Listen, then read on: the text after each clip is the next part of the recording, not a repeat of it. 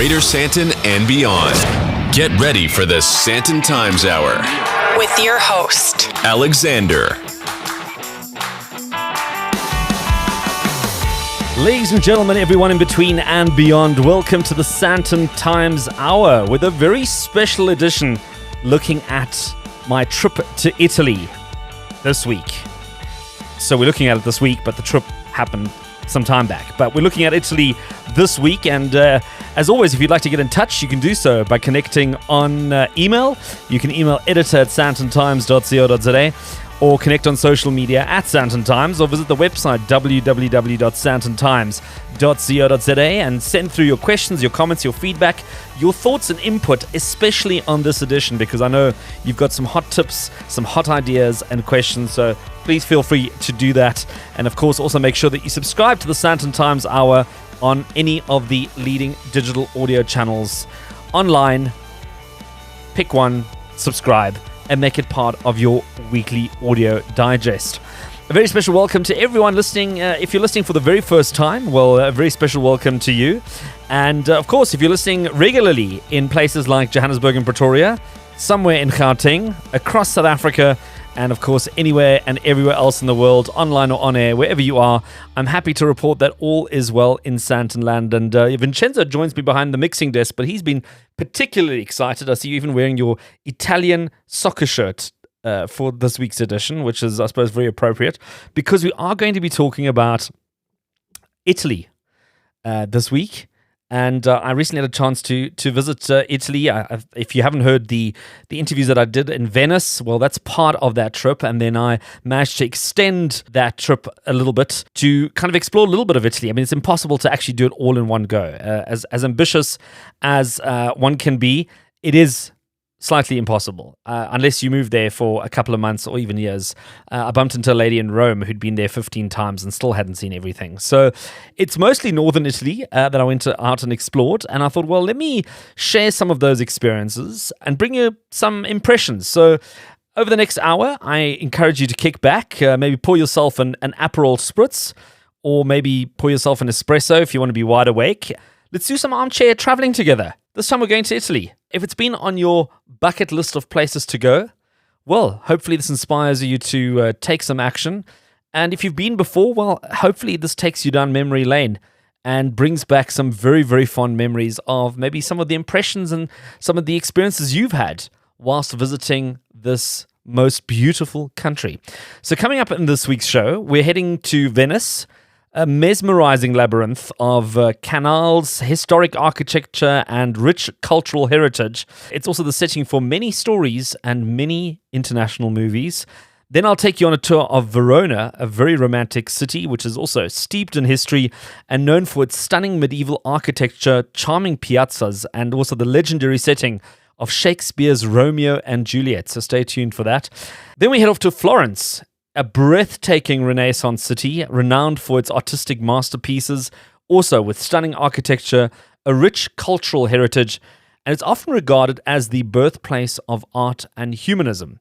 So that'll be in the next hour as well, and part of our tour. And finally, we take a turn past Rome and the Vatican City, a captivating tapestry of ancient history and spiritual significance. And it really does feature some awe-inspiring landmarks like the Colosseum, St. Peter's Basilica, and the treasures of the Vatican Museums. So all this and more coming up in the next hour, and hopefully it will make you want to think about this destination for your next travels, or maybe your bucket list in 2025. Show some love. subscribe, share, Leave a review and rating for the Sandton Times Hour on your favorite podcast app now. From Greater Sandton to the rest of the world. This is the Sandton Times Hour. I'm excited to take you on a journey to one of the most enchanting cities in the world, Venice, Italy. Known for its winding canals, stunning architecture, and rich history, Venice is a city that has captivated the hearts of many travelers for centuries. And whether you're a first-time visitor or returning for another adventure, there's always something new to discover in this remarkable city. And in the next few minutes, I want to take you through some of Venice's main attractions and share some tips. So let's start with perhaps the most iconic landmark of Venice, and that's the Grand Canal. And this stunning waterway is the main artery of the city, stretching over 3.8 kilometers and lined with beautiful buildings that date back to the 13th century. Now picture this, you're gliding along the canal on a vaporetto, which is the city's public water bus, so consider it like their public transport system in a town that has no streets. Or you could be taking a water taxi as well, which I've probably spoken about in a previous edition. And the sun is glinting off the water in Venice and the historic architecture is passing you by. It is truly the quintessential Venetian experience. And I'm sure one of the stops that you're going to include in your visit is St. Mark's Square. You'll pass landmarks like the Rialto Bridge and countless beautiful palazzos. And of course, speaking of the Rialto Bridge, it's another must-see piece of architecture because this iconic stone bridge is one of the oldest in Venice and offers a fantastic view of the Grand Canal. Plus, the bustling market and streets nearby is the perfect place to maybe grab a quick bite, a gelato, or maybe pick up some local goods and do a little bit of window shopping or some actual shopping, if the purse allows. Now, after taking in the Grand Canal and the Rialto Bridge, it's time to make your way to St. Mark's Square, or Piazza San Marco. This grand square is often described as the heart of Venice, and you've probably seen it on numerous documentaries and numerous movies. So the square is surrounded by impressive buildings like the Basilica di San Marco and the Doge's Palace. It's a great place to people watch. You can soak up the atmosphere and maybe even listen to some live music from the cafes that line the square. But let me warn you right now, having coffee at one of these cafes could be some of the most expensive drinks you'll have in Europe. Because be ready to be charged a cover charge, a charge for the band, a tip, and maybe even a Bella Vista charge for the view. So that bill is going to rank up, and it might be the most expensive coffee or spritz you'll ever have. But if you're up for it, well, then make the best of it. But if not, you can actually just sit on the sidelines and just soak up the atmosphere. Also keep an eye out for the daily flooding on the square, so come prepared with some plastic pullovers for your shoes, because once a day when the tide is high, the square does tend to get a few centimeters of water, enough to get to your ankles and cause a little bit of havoc. And you'll see that they've set up almost like modeling ramps, like catwalks, where people have to sort of navigate the square. And there's special police that kind of directs people. And if you want to save yourself all of that, take some plastic pullovers for your shoes along, because there are some entrepreneurs on the square as well who will sell you a pair for 200 Rand. I kid you not. So, save yourself some bucks and take some of those with you. So let's wrap up on Venice, this labyrinth of canals and alleyways. And when you visit the city, I do hope you make the best of it. And really, you're not going to see it all in one go. And I must say, I thoroughly enjoyed it. And I feel that there's much more to explore. And I think there's definitely space for a follow-up visit. Follow the Sandton Times on social media. At Sandton Times. So known as the setting for Shakespeare's Romeo and Juliet, Verona is a city that captures the hearts of visitors with its charming streets, vibrant culture, and beautiful landmarks. And one thing that Italy does really well is public transport by high-speed trains. So getting to all major cities is both easy, fast, and comfortable. And it was something that I thought, if we had this kind of infrastructure in South Africa, it would make the country a much smaller place and way more connected. So we head from Venice to Verona. One of the most famous landmarks is, of course, the Arena di Verona. This ancient Roman amphitheater dates back to the 1st century AD and is one of the most preserved structures of its kind. I mean, imagine it to be like a miniature version of the Colosseum. And when you step inside this massive arena, it's hosted gladiatorial games, but now it serves as a venue for some of the most spectacular musical performances in the world. And I can just imagine being there at night, it all lit up, and having this live performance take place. It must be truly something else. Now, also, while you're in the area, how can I forget not to tell you to go visit Juliet's house, or Casa di Giulietta. And this charming medieval building is famously associated with Shakespeare's tragic love story of Romeo and Juliet. And as you approach, you'll see the iconic balcony where Juliet is said to have stood calling for Romeo, and this place is chaos. If I tell you, maybe if you go specifically at peak season, it is an endless flow of people from beginning to end. And the walls surrounding the entrance are covered in love notes left by visitors from around the world, hoping for a slice of love or to find the love of their life. And there's even a statue of Juliet that you can pose with if you can get to it. It's a bit like a rugby scrum. if you want to get a photo with Juliet. And there's also a bit of a fun fact. It's believed that if you touch Juliet's right breast, it might bring you luck in love. So if you're feeling lucky or just want to embrace the romance of the moment, this is your chance to do that at Juliet's statue. And while the story of Romeo and Juliet is considered to be fictional, the atmosphere around the house is filled with genuine emotion, making it just one of those things you have to go see in Verona. I know it's touristy, but go do it. And as we move on, let's head over towards the Castelvecchio, a medieval castle that houses an impressive collection of art and historic facts. This fortress was built in the 14th century and was designed to protect Verona from its invaders. As you walk through the castle, you'll be struck by the beautiful architecture and the stunning views of the surrounding area, especially from the castle's bridge, Ponte Scaligero. Let's talk about the Ponte Pietra, or Stone Bridge, which is another historical gem of Verona. This ancient bridge spans the river and connects the city to the hills beyond, and the bridge has fascinating history dating back to Roman times, and it's the perfect spot for a picturesque photo. And I must tell you, the views from the bridge are simply stunning, especially at sunset when the sky is painted with hues of orange and pink. So once you cross the bridge, you can explore the Roman theatre and its surrounding archaeological areas. The theatre dates back to the 1st century BC and could seat up to 5,000 spectators. And today the theatre hosts various events and concerts. So if you're lucky, you might be able to catch a show or two in this magnificent setting. So Verona is a city that is absolutely beautiful. It blends history, culture, and romance. And whether you're wandering its charming streets or maybe just enjoying a meal in one of its lovely trattorias, every moment spent here feels like, this is what I've expected from Italy. It's definitely worth a stopover. Connect with the Sandton Times. Email editor@sandtontimes.co.za. And as we get into the second half of the Sandton Times Hour, don't forget that if you caught something interesting, intriguing, you didn't get the details of something or you can't remember what it was called, well, hop onto the show notes on the website www.sandtontimes.co.za. You can do some exploring. There'll be some additional links, some highlights, maybe some further reading you might want to do, and it'll just save you all the headaches of having to try and jot things down whilst indulging in some listening. And don't forget, you can also connect with the Sandton Times on social media at Sandton Times, and feel free to join the conversation there on all the different social media platforms. So this week, I'm taking you on an express tour of Italy. Was it Espresso? Espresso? No, I'm joking. Express tour of Italy. A country I recently had the chance to visit and explore for the Sandton Times. And I hope you take some inspiration. Maybe you want to undertake your own journey to the land of Ferrari, Nutella, Prosecco, pizza, pasta, and so much more. And you can clearly see it's not a hard sell.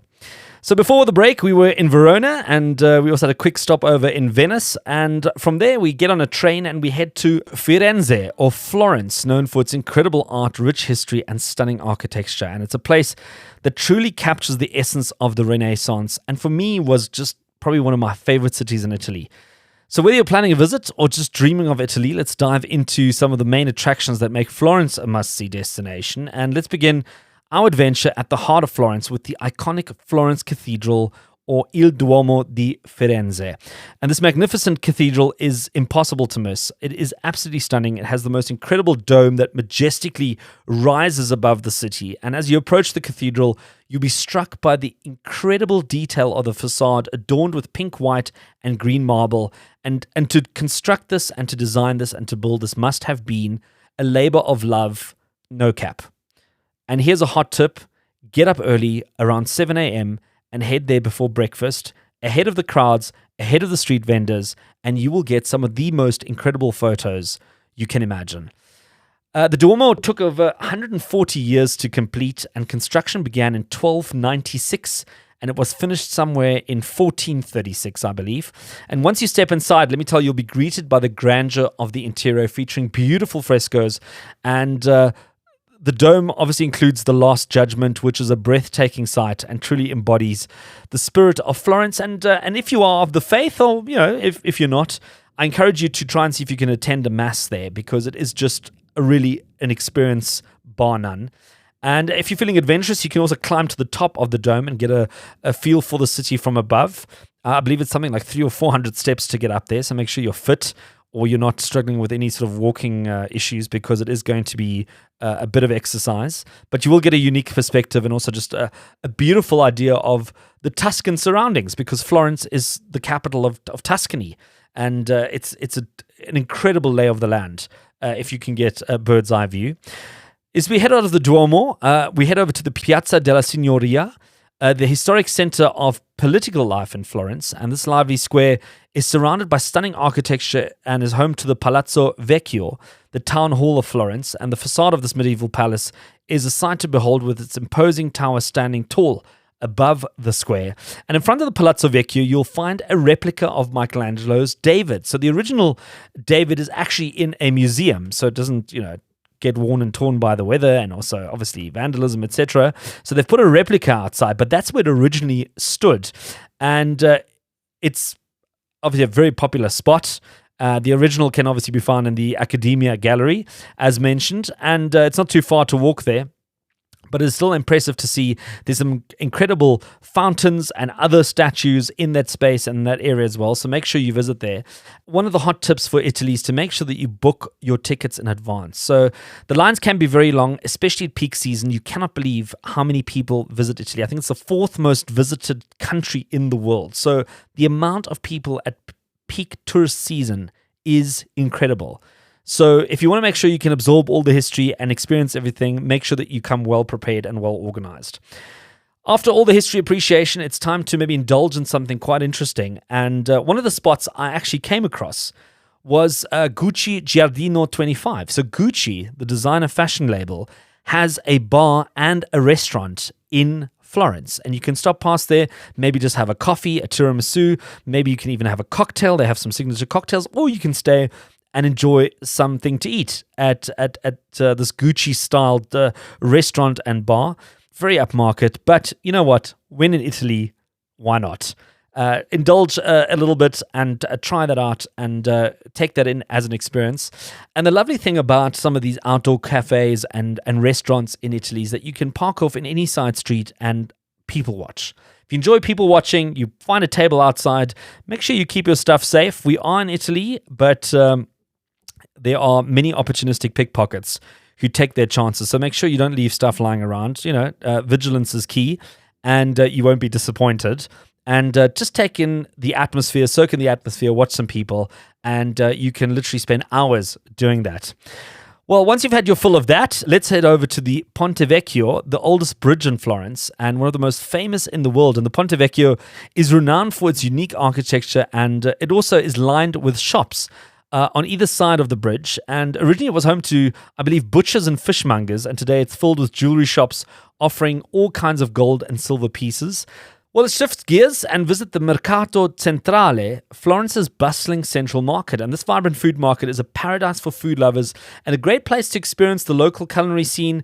You can grab a wide range of fresh produce, cheeses, meats, and of course baked goods. And also the upper floor of the market features a range of food stalls and restaurants where you can sample traditional Tuscan dishes. And also don't miss out on the opportunity to have a bistecca alla Fiorentina, which is the king of all Italian steaks when you're in Florence. So a Florentine steak, it's essentially a fat T-bone or porterhouse steak, which is normally cooked quite rare, and it's cut about 3 or 4 fingers high. But let me tell you, the most delicious meat, and especially as South Africans, we like a good steak. This is one to have. And it's actually quite a fun thing to put on a bit of a bucket list or a dream board or a vision board if you want to do that, to kind of list a whole bunch of countries and places that you've wanted to go to based on food. So you want to have a Belgian waffle in Belgium, a Danish feta in Denmark, maybe a Florentine steak in Florence. Well, there's a whole list of them you can make and tick them off as you go along. It's going to be fun. Florence is truly a city that is absolutely gorgeous. It's another combination of history, art, and culture, and it's got the most beautiful hidden gems in every corner of Florence, and also the most remarkable stories to tell. The latest news. The biggest names. The best destinations. The hottest entertainment.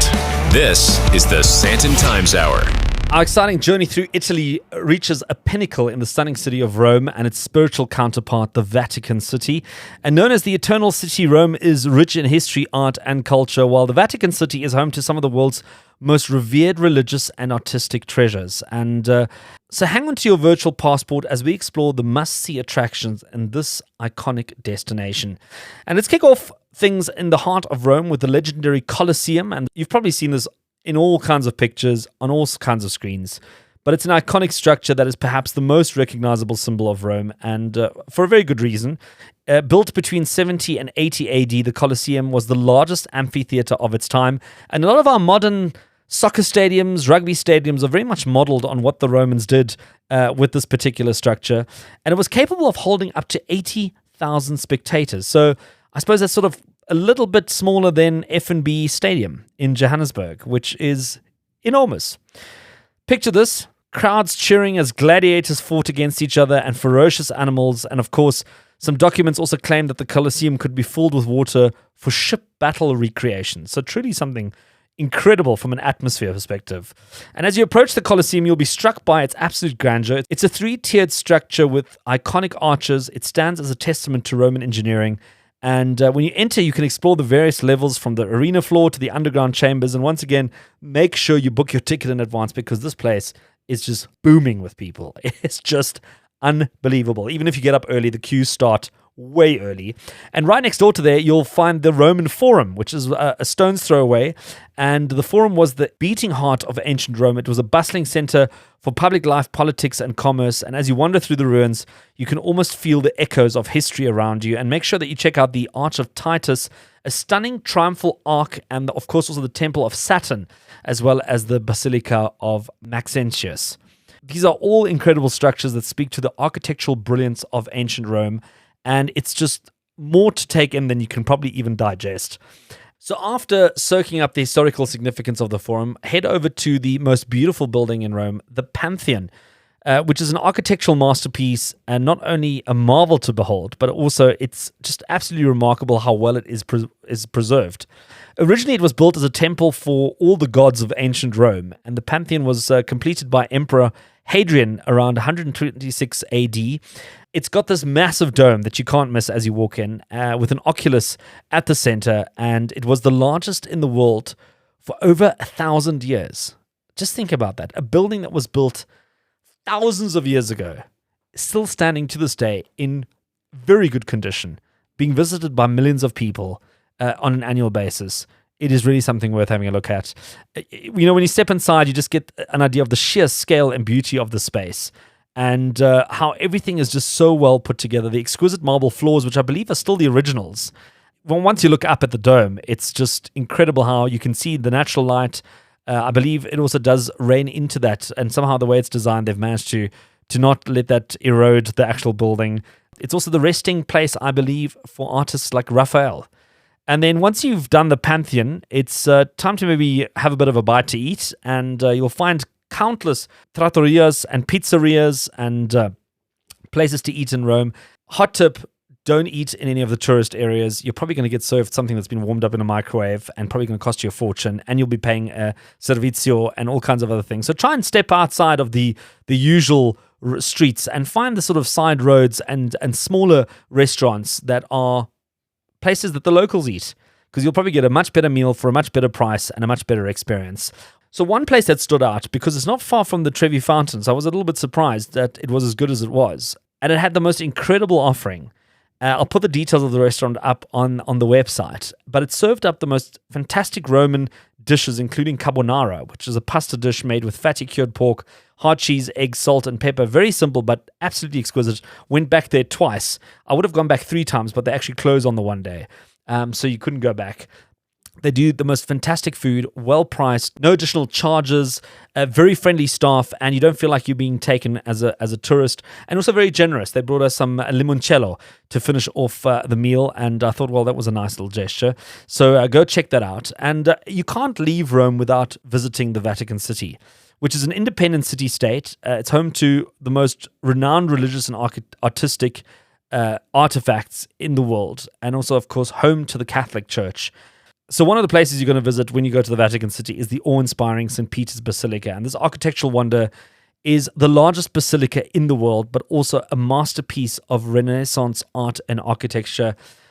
And when you approach St. Peter's, you'll be captivated by the absolute size and grandeur of this building. And the iconic dome designed by Michelangelo dominates the skyline. And inside the basilica, it's adorned with stunning mosaic sculptures and works of art. You'll probably spend a few hours in the space. And after exploring St. Peter's Basilica, you can head over to the Vatican Museums, which is home to an incredible collection of art amassed by the church over centuries. And the museums are vast, featuring galleries filled with the most incredible things that you'll see. But there's just so many people. It's like you're constantly moving. You don't actually stop at any given time when you're going through the museum. That's how many people go through the Vatican on a weekly, monthly, annual basis. It is quite incredible. But one of the real highlights, of course, is the Sistine Chapel. And as you enter, you're going to be blown away by Michelangelo's masterpieces on the ceiling. And the iconic creation of Adam's scene is an absolute must-see. And you've got to take your time to soak it all in because it is quite a bit to see.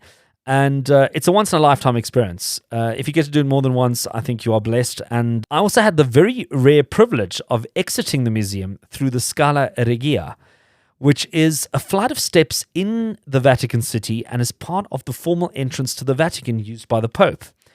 It was designed by Gian Lorenzo Bernini and is hardly ever used by the public. And for some strange reason, we were shown through a door and asked to exit through the staircase, which is bold and imposing. It is the most incredible thing, but it actually also leads up to, I believe, the Pope's private residence. Hardly ever traversed by by the normal public, but here I was, truly a once-in-a-lifetime moment to feel what it feels like walking down the Scala Regia.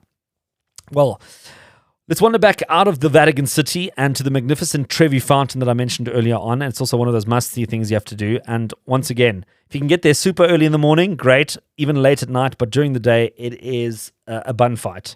There are just so many people, I don't know how you're even going to get a photo in, but it is truly a Baroque masterpiece. It has the most beautiful sculptures, intricate carvings, and supposedly the story goes, if you toss a coin into the fountain, it'll guarantee you a return to Rome, maybe not with that money, but with other money that you haven't thrown into the fountain.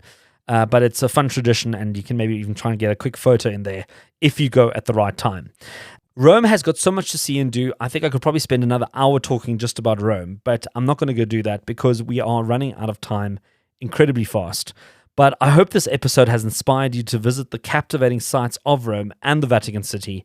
And there's just so much to see and experience in this incredible destination. And each corner holds a piece of history waiting to be discovered. And I want to thank you for joining me on this audio adventure of Italy.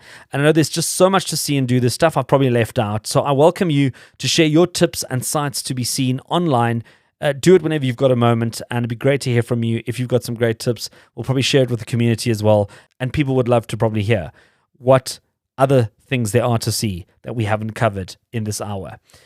That's all we have time for on the Sandton Times Hour. As always, available on your favorite podcast platform, be it Apple, Amazon, Spotify, Podcast Party, and many, many more.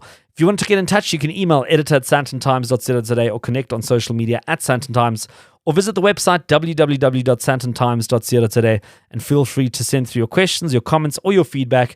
And Vincenzo, what an absolute pleasure to visit your home country. I know I didn't get a chance to visit Bologna. That's on the list for next time. There was just no way we're going to fit it in.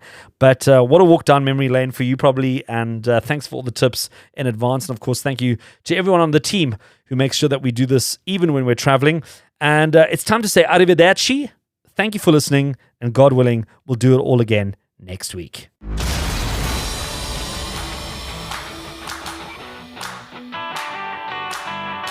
That's it for this week. Thanks for listening to the Sandton Times Hour. And if you enjoyed it, be sure to share it.